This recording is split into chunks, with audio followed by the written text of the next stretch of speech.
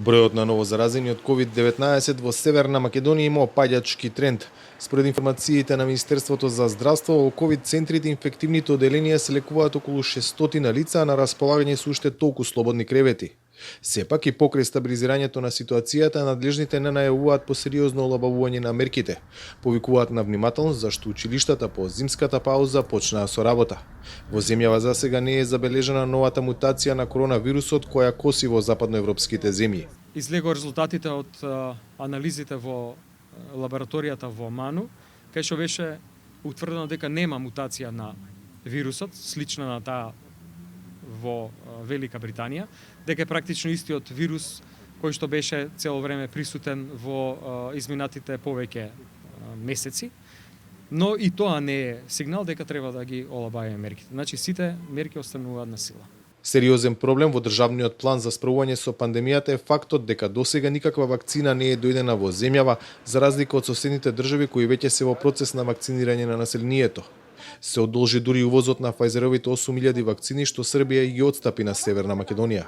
Во наредниот период ќе бидат неопходни измени во законот за лекови. Вчера имавме разговор со представништвото на Фајзер во Белград, кој што практично е посредник со нивната адвокатска канцеларија во Њујорк на хедквотерсот, и таму се работи на двата договори. Прво, нашиот драфт договор за нашите 800.000 дози, и второ, дозволата да српските власти ги дадат фајловите кои што треба за да ние ги увеземе тие вакцини од нивната земја. Измената во законот за лекови доаѓа после специфичното барање на компанијата Pfizer, кое што е донесено на глобално ниво, а тоа е да за конкретниот продукт, тоа е вакцината против COVID-19, немаат обврска да прават никакви договори со локални компании, туку самите да аплицираат во надлежните институции во секоја од државите.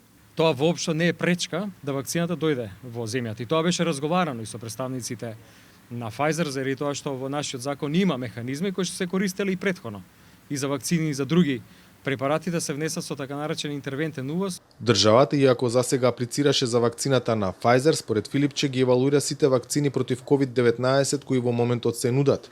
При изборот приоритет ќе има квалитетот.